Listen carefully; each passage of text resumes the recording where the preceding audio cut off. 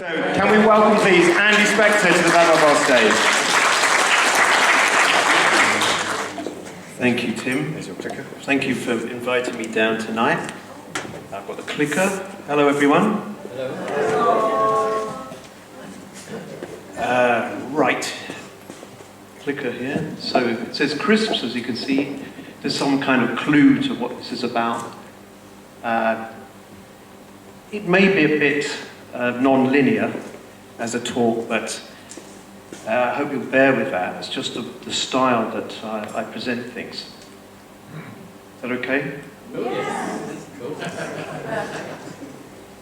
So here we are. I found this on the internet, like you do. It's a sort of serious organisation, I think, by the looks of it. So you're all familiar with snacks, I imagine. These are some of them, without the packets. And we've all enjoyed them over the years, haven't we? And I've probably enjoyed more than most, because I'm a bit of an addict. Just admit that. So these are they're mainly made of corn or maize, wheat, and there's also more natural things which are less processed, like nuts and stuff. So this company, this is a British organisation, and I found this on it's not actually particularly good. It's a start, and it can educate you as it educated me. Although some of these facts aren't true. The guy who invented crisps was this guy, apparently, which I've read recently isn't true. But his a Native American chef, George Crumb, supposedly sliced up potatoes very thinly and cooked them and offered them up to the guests in the hotel. But lots of other people were doing that around the 1850s. He got the fame for it, I think.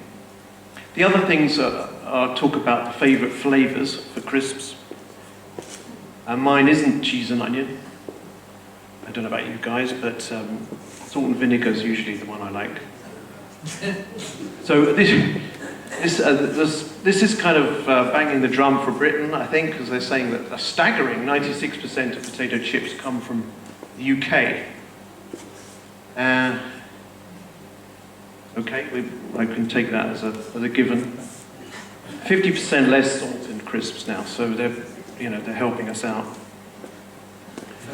So here we go. So in the next, this is my daughter. 5 years ago or something, I was trying to help kind of, get her into snacks and things like that. She didn't like the spicy ones as much as I thought, but I think it's good to start them with some spicy things to kind of build up the resistance of it. But they're pretty horrible actually as snacks. So.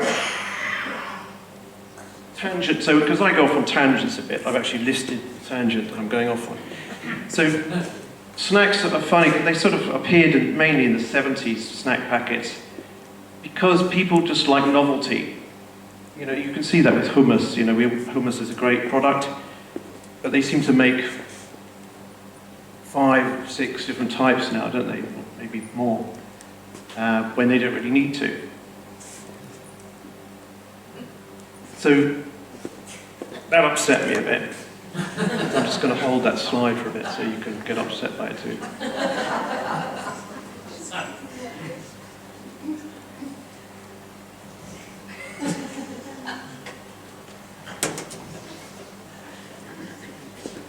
Okay.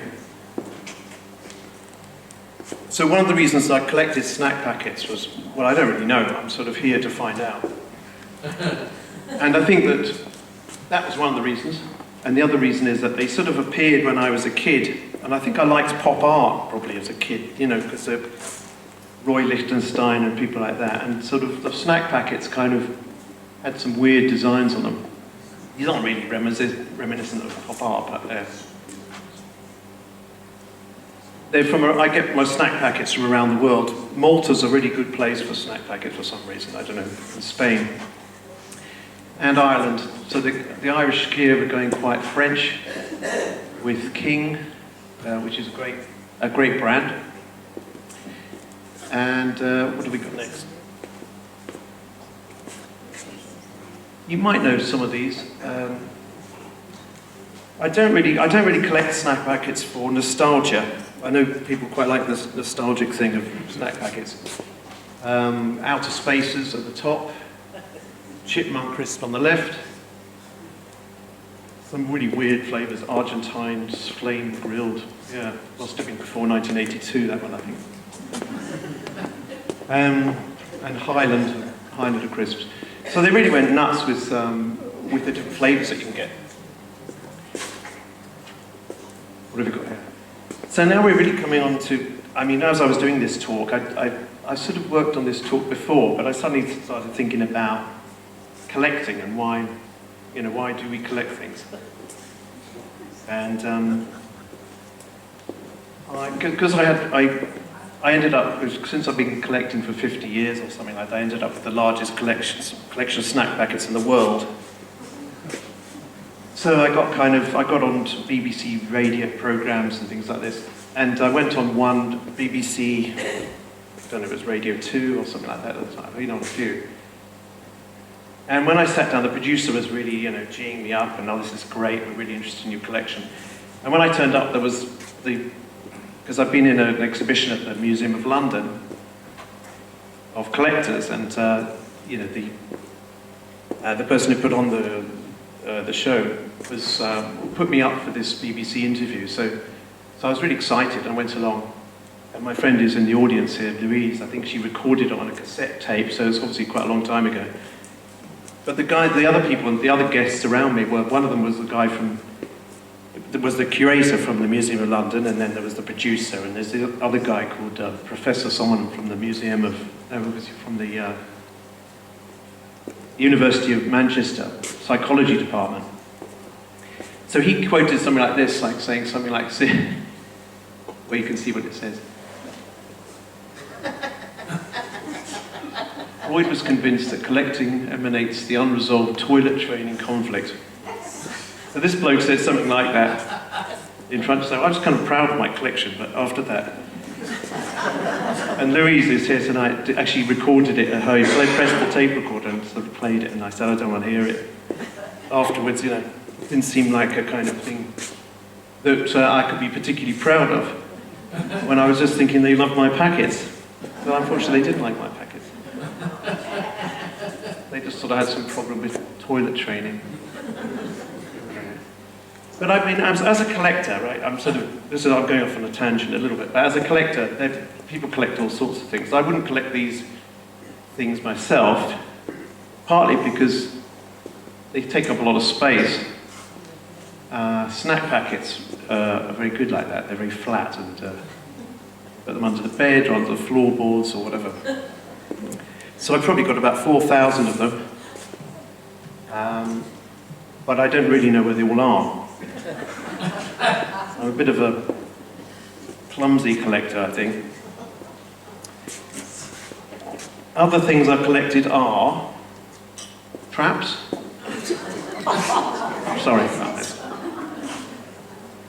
So traps are for trapping animals, and they range from tiny little mouse traps all the way up to man traps, so down at the bottom there. And but I sort of go for phases of about 7 or 8 years collecting things, and I just stop. So I don't know why. This is me. I think Tim mentioned earlier that I'd done some meteorite collecting, meteorite hunting in the Sahara. This is the border between Morocco and Algeria. And it's quite difficult, if you look at the rocks above, it's quite difficult to find meteorites when there's so many other rocks there. So you have to be quite dedicated. And magnets attract them, so that's one way you can tell. Anyway, I don't want to go into that, that's a different subject. But it's a form of collecting.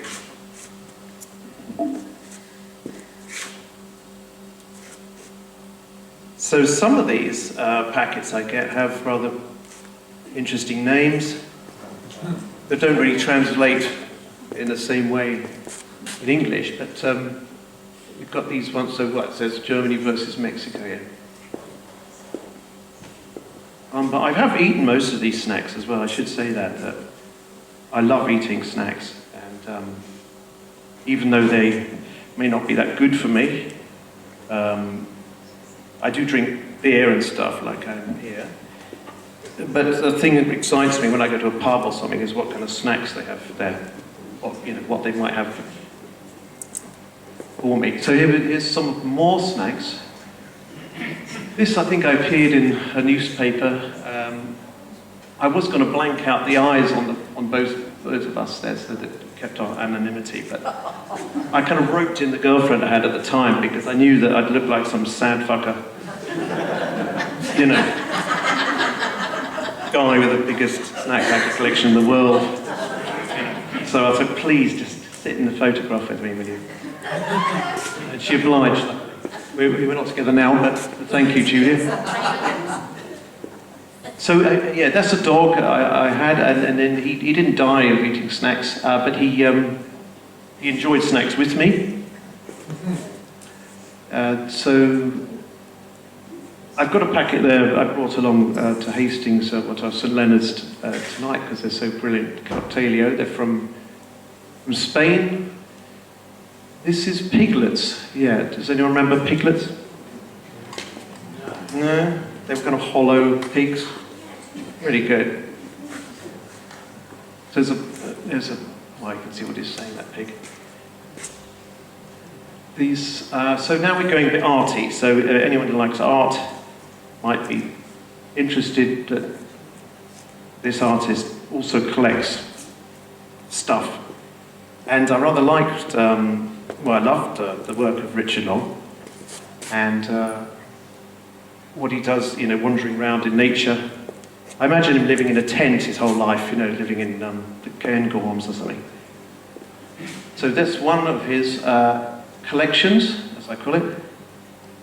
There you go. Another Richard Long. So he's, yeah,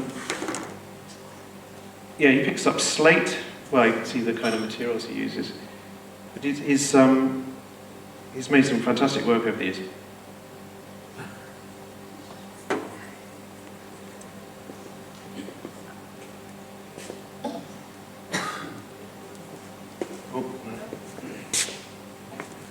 Guess what this one's called? Horton Hall. This is in Horton Hall. And Richard Long called this Circle.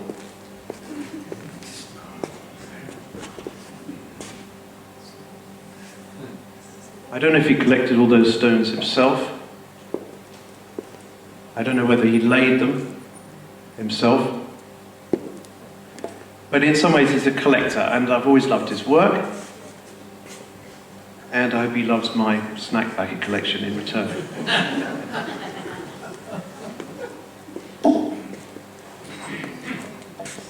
Another collection I've accumulated are these. You may have just thrown them away foolishly, and you could have held on to them and given them to me. I've got about 56, it's not that many, but I don't know if it's a world record or it's a British record, I don't know. I don't really care. I don't know who holds the records to these things. Nobody's come to my house to actually check. But in the Guinness Book of Records, I'm in there somewhere. Tangent number 3. So I've written that, it's actually 4 syllables. Anthropomorphic. So I don't just collect any snack packets. I prefer the ones with anthropomorphic characters on them. I don't know why. This is an anthropomorph of something, Fomomotta. And you can see, well, you can see it for yourself, what happens when you turn up the dial. You end up talking down the telephone to a pig. So this is some of my collection. Piglets is in there again. There's some slightly unsavoury, get it? But there's some of these are from around the world. Sometimes people send them to me from Thailand or Malaysia or wherever they might be. There's a good one with a kid in. I can't remember what that was about. Maybe it came from Taiwan or something. I don't know what flavour that child was selling. This is a style that was, what do you call this when they're generic, is it called? Generic style, do you remember that? So, puffs were a great favourite of mine, Burton's puffs. You could get them in bakeries when I was younger. Blah, blah, blah. Seabrooks, they're a treat. Kung Fu-y, do you remember those? Anyone? Okay. A Monster Munch, of course everyone knows that, Monster Munch. So here we have some rather silly names. Bulgarian. They're not really taking snacks seriously, I don't think. And you can dip things in... Oh dear. You can buy that in North London right now, I think. I really don't know about this. Oh, this is more my thing.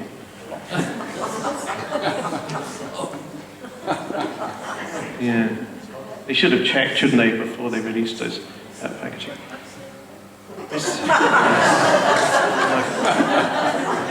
Why, oh why?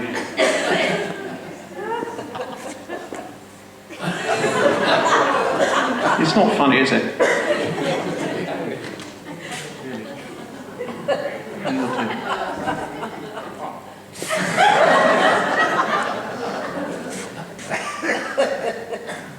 Yeah, that's... So, I've just ended with a drink at the end of it, because after all those dry snacks, they're very salty. And, the small amount of fame I got from it wasn't, my mother wasn't very proud of me. I told her I'm on the radio again, Mum. She said, oh, shut up. She didn't even listen to it. Very sad. So I've got one more thing to do. My friend Danny's here tonight in the audience. I think they asked me for some band names, and I made a collection with band names for him. I don't know if they're any good, but they wanted the name for their band, him and his mate. So there's some band names. No Mistake, Show and Toe, Rock Tap, Received Wisdom, The Now Band, Fumble, Lion Cup, Shake, Loose Grip, Cork, Muster, Rumble, Roam, or it could be Foam, Sideways Glance. Do you remember those club biscuits? You know, the ones with the thick chocolate on them. Thank you, you've been a great audience. Thank you, Tim.